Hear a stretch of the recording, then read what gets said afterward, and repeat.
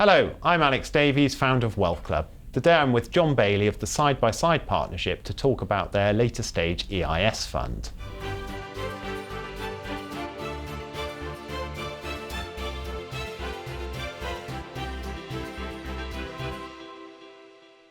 John, tell me about your EIS fund. What does it aim to do for investors?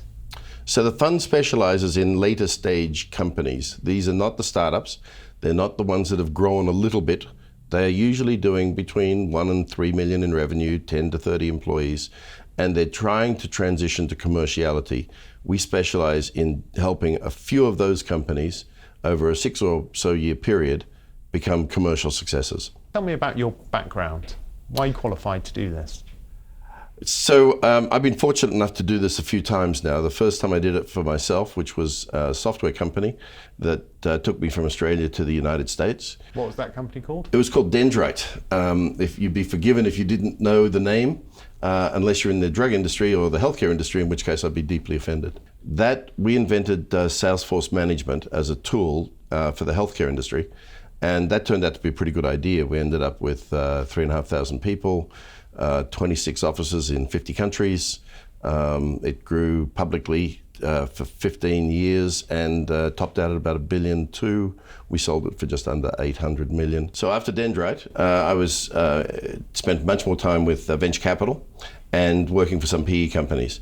During the time of Dendrite, I worked and established a couple of VC firms in New Jersey. One was the New Jersey Tech Council, all part of creating a strong infrastructure of technology in the state and capital meeting companies, which was the big need at that time. So after those, I worked on a couple of turnarounds for PE firms and then went back to what I call cluster investing, which is where a group of us get behind a business informally and pool our capital. That interested me in the whole market, and then as an operator, I moved to the UK because I saw the opportunities here. And is Side by Side just you? No, it's like saying Dendrite's just me, no. I'm very lucky because I do have a strong alumni coming out of Dendrite, people that I know ran 20, 30, 50 million pound businesses for me. And so I've got, in the first 3 companies that we've got here, one of them is deeply under the management and guidance of one of my alumni. The rest of the company are analysts and salespeople, etc., that you'd expect to see in any fund. But the majority of our effort is in the operations. So when we have a technology problem, we use an Aussie who comes in who was famously involved in Google Maps. When we've got a financial problem, we've got a special person we put in for those things. So it's more than it takes a village, as they say. And tell us about the type of companies you invest in. So always technology. That's somewhat too self-serving because I mean, who's going to say they don't invest in technology, right? But in fact, technology opens up a different market or it opens up an existing market in a different way. And both of those reduce risk. But really, we're really empowered by data. So I look for companies that may be in a market that's interesting. I look really carefully at the entrepreneurs. They're my main driver. But always, how can we take what is a product business and turn it into an enriched data business? That's a leverage point that always plays well for us.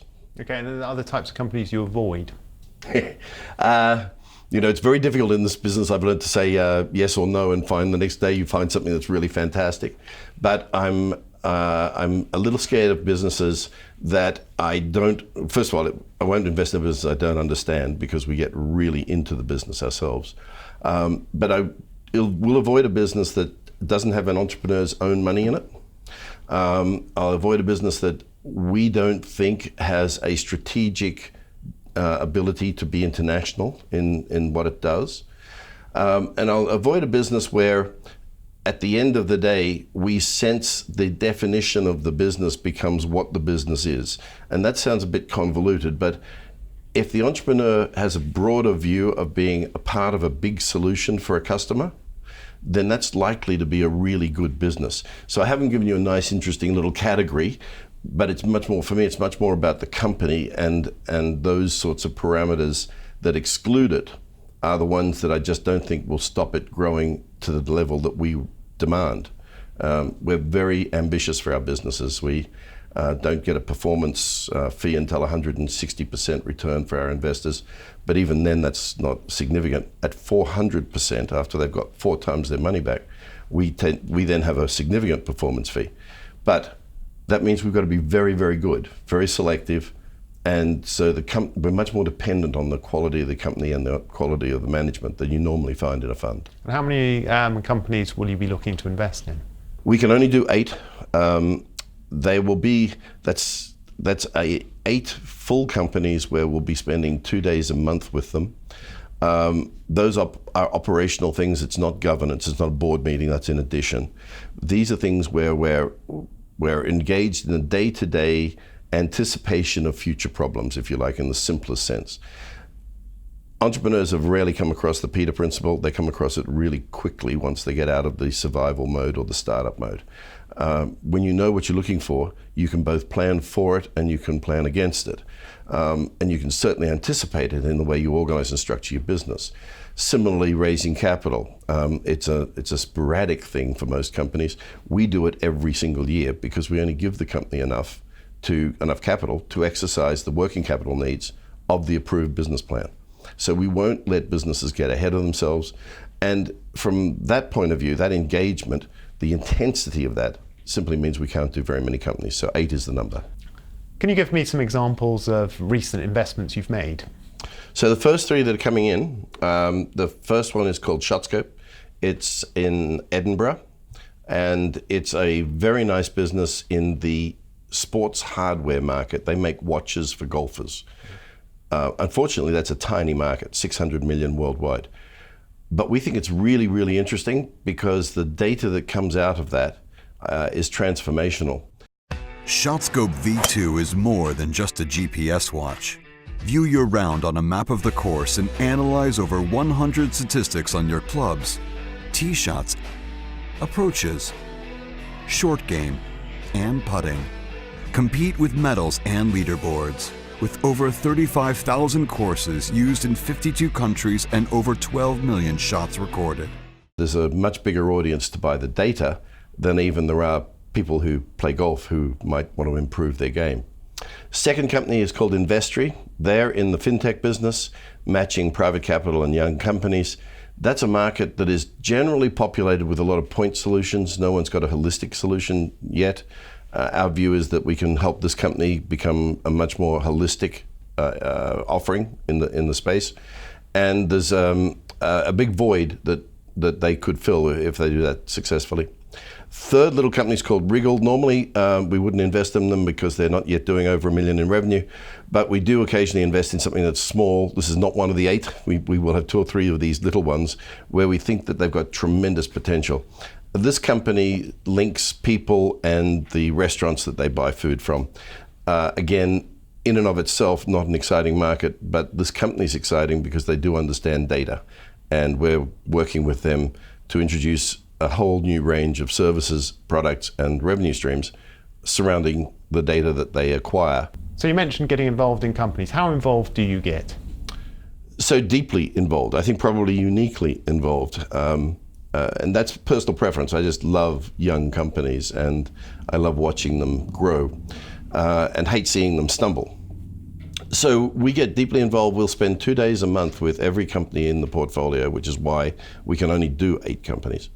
And in those 2 days, we will not be on governance as much as on operations and strategy and people and even what an American contract looks like. Just a lot of the nuances that you pick up in business over time that if the entrepreneur doesn't have to learn that lesson, makes life easier. They can concentrate on doing their best at the core business. You haven't had any exits from EIS, but can you talk about other exits you've had? So you're right, I've had no English EIS exits. I've had the first 3.5 years I was here before we set up the fund, I was doing private investments, and that taught me a lot about the market. It taught me to fear a couple of things. I've had 2 exits there that my worst fear, which is a premature exit. This is where the entrepreneur really isn't confident they can go further, and they get an offer for 3 or 4 or 5 or 10 million or something, and they take it. And if the company it really can't go much further, then that's a great idea. But in both these cases, disappointingly, I thought that we had very, very good long-term prospects. I'm more famous for saying no. We've just had in the last month, we had a 500 million exit and a 430 million exit from two of the funds that I'm very involved with. Both of them we said no, almost pattern-like. We had offers in the teens, we had offers in the 20s, had offers at 30 or 40 million revenue, and we kept saying no. An exit for me is, unless something goes terribly wrong, is planned, it's orchestrated, and it's maximized. So a letter across the transom is a very bad, might not fully get any of the extra value that a company could be worth if you've got the time to do it.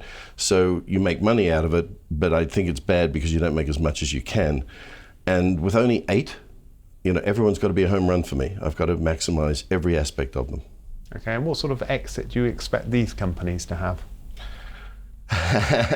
Well, I'll go to jail for that one, but I can't see any reason why ShotScope isn't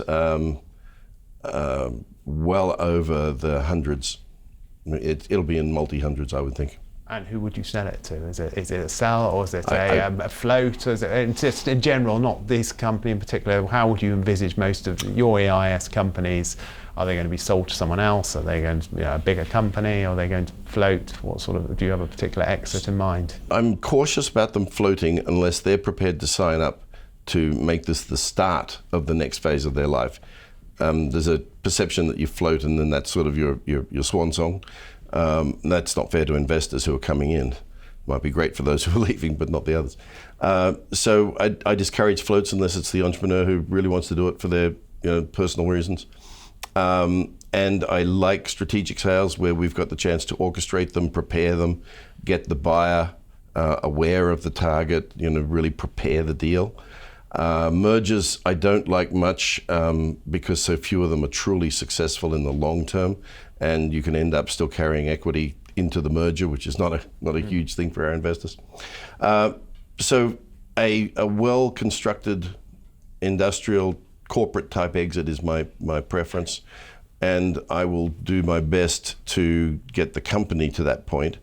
But of course, if the entrepreneur wakes up one morning and says, I'm out, then you've got to follow his dreams. There's no point in thinking we're smarter than he is. Why are you doing this? Because you've obviously been successful in the past. You don't need to do it. And the other question is, why don't you just do more of your own money into it rather than having the responsibility of taking investors' money? So the second question takes a little bit of self-awareness. And you've got to be careful how you phrase it, but when you invest yourself, it's a hobby. If something goes wrong, you can afford to lose that money. When you're using other people's money, I have a much more serious, much more gravitas is associated with that. I take it, like they call it OPM, right? Other people's money. I take that extremely seriously. I love my relationship with investors. I thought that was the best part of being a public company. And like all public companies, we were both the rooster and the feather duster from time to time. I built up my best relationship with investors, perversely, not when they were making enormous quarter-on-quarter profits from me, but when they stuck with me after something went wrong and we went and talked about what we were going to do, and we built up a great relationship. I find that tremendously rewarding. I think it's not as developed here as it is in the States as a principle, but for me it's a huge driver. I have no need to just do third-party investments where there's no engagement, no purpose. Blackstone do that perfectly well, But I have a huge need to be involved with exciting young businesses. And so I do it because it's exciting. I get out of bed. I really love working with young companies. And I do it with other people's money as well as my own, because I always have at least 10% of every deal is mine. Because there's much more gravitas in the whole process. And it's much more fulfilling when you celebrate on behalf of everybody a big win. And how risky is it? So all business is risky. I try and remove the unfair risk. You know, there's obscurity in some markets where the investors don't know a lot and they're asked to put money up. So we try to be very transparent so that they can see the performance of every company every quarter or half year on our website. Everything's there to see. So I like them to be able to make an informed decision about whether they might love our fund and come back the next year, but maybe not for company number 2. That would be for me Nirvana. We've really done a good job.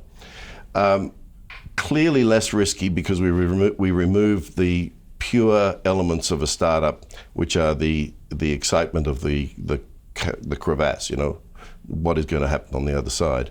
They are risky because of the inherent nature of maybe there isn't a market there, maybe we're not the right solution to it, maybe we're not the right management team. So every company's got to go through that, a few survive. Beyond that, you've got the risk of this transition to commercialization. The vast majority don't make it to commercialization. They stop along the way, and that's the biggest risk that I'm trying to avoid when we get involved in these companies. So John, if I'm going to invest in an EIS this year, why should I invest with you? That's a great question, Alex. Aside from my, fantastic belief that we are great, I'm not going to make any money, right? The companies I invest in are going to make the money. And so you're really investing in my belief that I can help bring the resources around a promising entrepreneur who needs help, talent, additional opportunities, etc.